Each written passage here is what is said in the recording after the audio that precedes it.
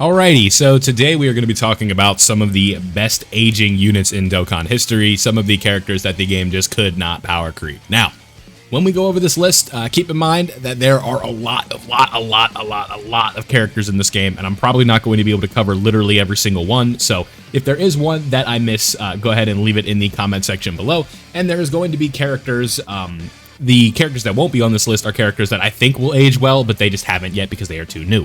You're looking at a bunch on the screen right now. I think Beast Gohan's going to age fine. I think TEQ UI Goku's going to age pretty well. I think Broly, the trio, all four of the Worldwide Download Celebration LRs have some potential to age pretty well.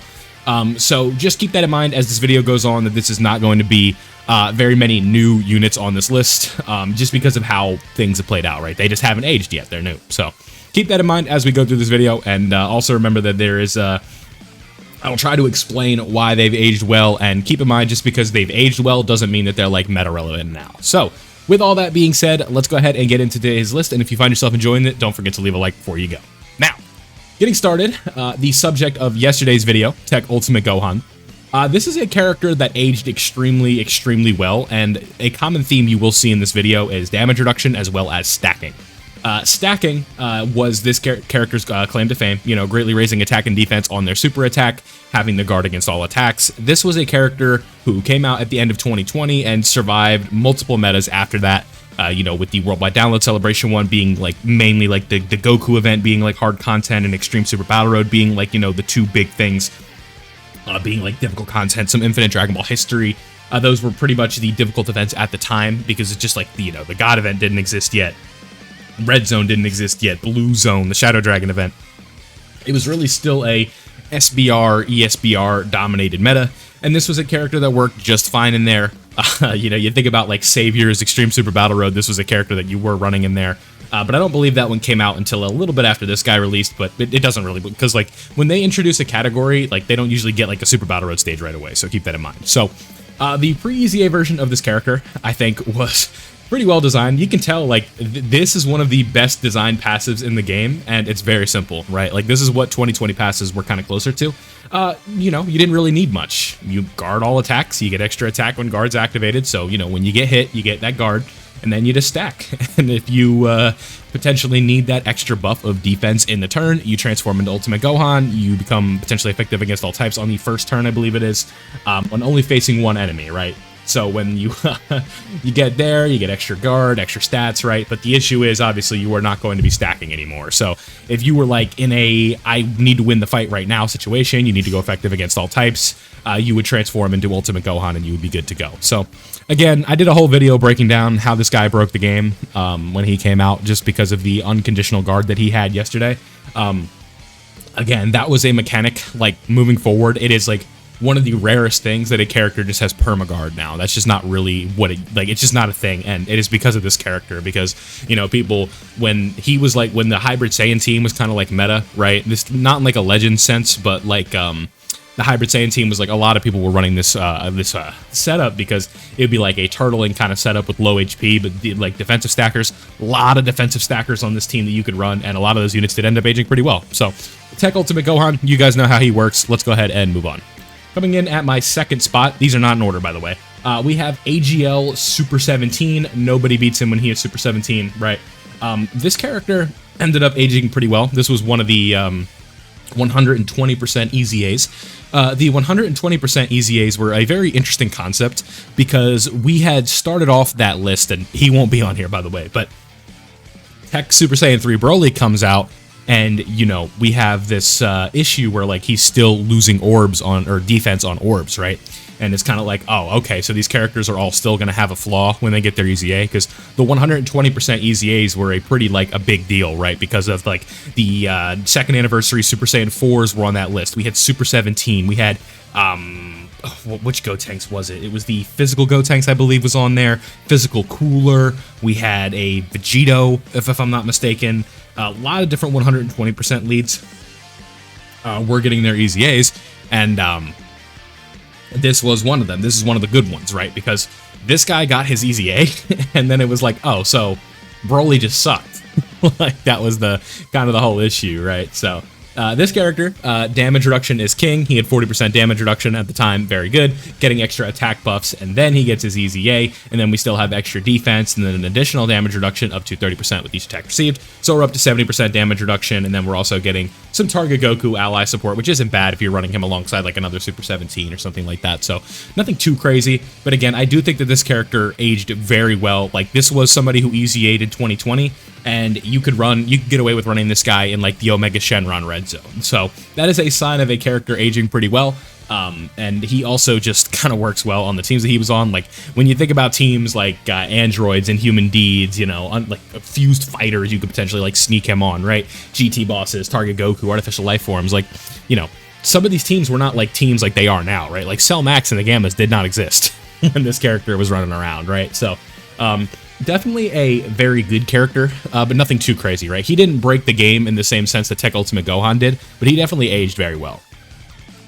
Coming in at my third spot, this is a character that just cannot age. You know, it's a very fascinating sort of dynamic that this character has with the just the way that the game works, right? The issue with TEQ Caulifla is that she has a fatal flaw. A, she is category restricted, and B, if you disable dodge at any phase, you lose, because this character can absolutely not take a hit.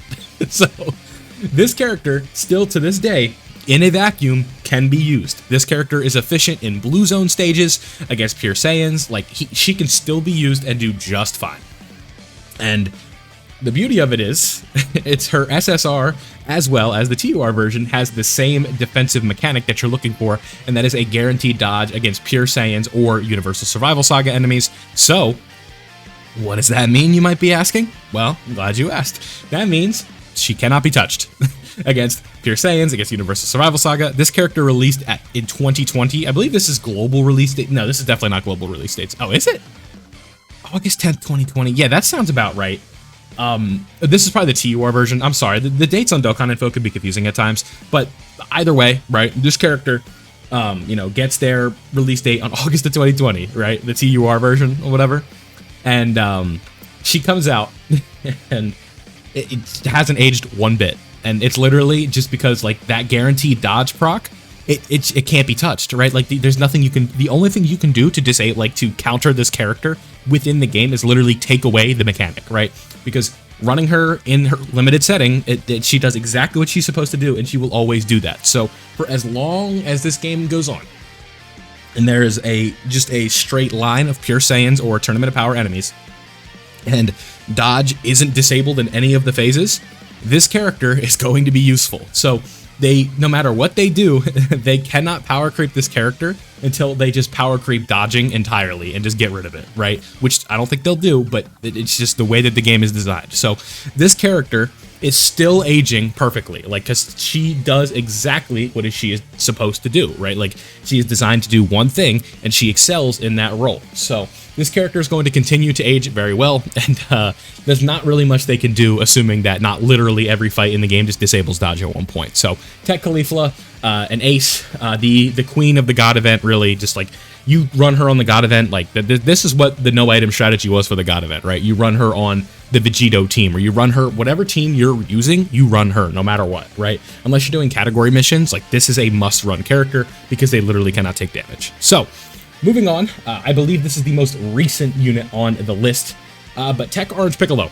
I think that this character is warranted of a well-aging spot, because this is a character that survived an aggressive jump in power creep, where we saw sort of the red zone meta of 2022. This character releases at the end of 2022. We go into the 8th anniversary meta, and this was the best character in the game until Beast Gohan came out. And that was, you know, surviving, like, let's just think, because we think about a character like Trunks and Vegeta, who I think this character aged better than. They're not on this list, but you could probably argue that they could be. But TEQ Orange Piccolo comes out, and he survives the 8th anniversary. So, you know, the Spirit Bomb LRs and then the Part 2 opening LRs, like, they're all kind of just whatever, but, you know, a new set of events, right? The Shadow Dragon event, I don't believe we got a red zone during the 8th anniversary. You know, that anniversary to me was so bad, I just don't remember. I know the content was good, I just don't remember, like, everything about it. I know that we obviously had the Shadow Dragon event, and then the hardest event, or the hardest stage of that was Sin Shenron with AoEs.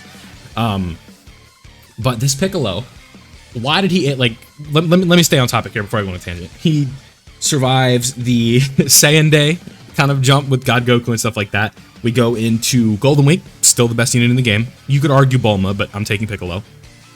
We have Tanabata with Super Saiyan 4 Goku. We have the Worldwide Download Celebration with We Saiyans Have No Limits and Omatsu. We move through that, and then we go to, you know, the New Year's, to the 9th anniversary Part 1, which, you know, Orange Piccolo, you could easily argue was better than both of the Part 1 units. And then we had Beast Gohan come out, and then things kind of changed a bit. But this character was still good, right? This character you could still argue was in the top 10, right? Like, it really took until about, like, especially when ranking LRs, really until, like, you know, Tanabata came around. We got, like, the introduction of Jiren and the, you know, year 6 Easy A's, right? Like, that's really what it took to kind of push this guy out of the top 10, but he's still usable to this day because of the utility that he brought to the table. And this utility was the giant form that he provided, right? And this giant form, if you guys don't know, when he goes into Orange Piccolo, I'm sure anyone that's played the game, they know what this does, but just in case you don't, maybe you're new to the game and you're like, wow, what does he mean by they couldn't power creep? This was a character who, you know, you'd swipe up, do the active skill, and the giant form, it essentially, like, does the enemy's turn in the giant form and then resets the turn and takes away some of the mechanics, right? So if there is an enemy that is doing like 2 super attacks on a turn, or they're doing AoEs, the giant form is going to absorb those AoEs, and then the enemy is going to be unable to do them when he comes out of the AoE. So it's going to be nothing but normal attacks in the game, right? So, or in the on that turn. So like, we go out of the giant form, we reset back to normal, and the threatening things that the enemy potentially can do are no longer there. So as long as this character could, you know, survive the initial sort of onslaught of normal attacks and attacks at the beginning of the fight, and you could get to that second phase, or you could get to that phase where we can transform to Orange Piccolo, we pop that when we need it, like, you know, we're trying to protect a unit that can't deal with an AoE or something like that, this is where Orange Piccolo is going to come in. So this character is also a beneficiary of being very good with Beast Gohan, triggering his unit super attack. That works out very well. He's a really good linking partner with the STR banner unit Piccolo that came out during the Cooler movie celebration, so do keep that in mind. I think this character is going to age really well, but either way, if you are like the best unit in the game for, you know, basically over a year, I would say that you're pretty well aging. AGL UI Goku is kind of an honorable mention, but I don't think he had the utility and kind of purpose that this perp Piccolo served for as long as time. So let's go ahead and move on to the next one, and that is going to be INT Super Janemba. Some of you guys probably know his Easy A was like one of the best aging Easy A's of all time. This character, guard and dodge, like, that's defensively, especially for when he came out, like 2019. This is a character that was usable for a very long time, right? I think really like the big boy red zone stages was kind of this guy's cutoff, right? Where we had finally, you know, exhausted all of the abilities that he had, and the offensive numbers of the enemy just got too high. But again, guard, evasion, right, was decent offensively, had like Janemba's these, like, if you look at, this is always something that like is, I think, can kind of go under the radar when we talk about like what makes a character good. Janemba has like the essential villain link set, right? Big Bad Bosses is like the best extreme link in the game, right? Brutal Beatdown is good. Shocking Speed, Metamorphosis, Fear and Faith, Nightmare, like all of these links are really good for villain characters. You think about Coolers, you think about Frieza's, Majin Buu's, right? Bojack's, stuff like that. Like, these are all going to be links that work out pretty well for most characters. So this is like a nice sort of placeholder like unit, like, oh, I need a linking partner for my Cooler, run Janemba. I need a linking partner for my Bojack, run Janemba. For Frieza, run Bojack, or run Janemba, right? So mainly it's because Big Bad Bosses, but it's also some of the other stuff, right? Like I said, Nightmare, Fear and Faith, Metamorphosis. A lot of characters have that. So this Janemba ended up aging really well. Again, for an Easy A that came out in 2019, I think this guy was very well designed. So there you go.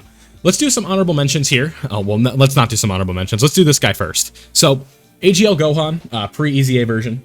This character, all I really have to say about him was he had a phenomenal leader skill. Kamehameha and AGL, right? Like, that is obviously like pretty damn good.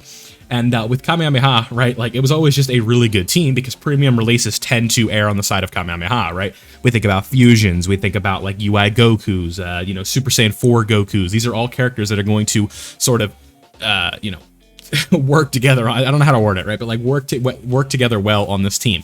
So this guy ended up being really good for a really long amount of time, or for a long amount of time, just because of his ability to stack, right?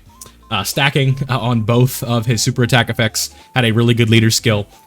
We don't talk about his Super Saiyan 2 form, but I think that this character ended up aging really well just from his ability to stack and the way that he worked well with some of the other characters in the game. Very good linking partner for a character like INT Goku, right, when he came out in 2021. And his EZA ended up being pretty good, but I would say that it got power crept pretty fast, right? But this was a really fun character, very good premium Saiyan link set, right? Not too, you really can't complain here. This is 5 to 6 links with a lot of the best Super Saiyan units in the game, so I think he ended up aging pretty well, mainly because of the team that he led. So, last but not least, before I let you go, let's do some honorable mentions.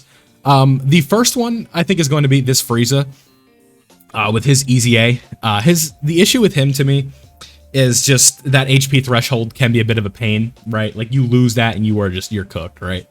Because it's just nowhere near as high as the 80%, and I find often that he is not taking double digits even with that high damage reduction. So, you know, he aged pretty well just because of his ability to do that. Like, having high damage reduction like that is always going to be useful. So, he aged pretty well in my opinion, and last but not least, this is one of the best aging units in the game, but the problem is now is they just don't let you use him. He's because of it's the stupidest thing ever. It's not because he's too overpowered. It's this. So if you guys don't know, this is what is known as a nuking leader skill, and why this character is banned from most events is because they don't want you going in and just taking it out in one phase, right? You think about like the Kid Buu Red Zone.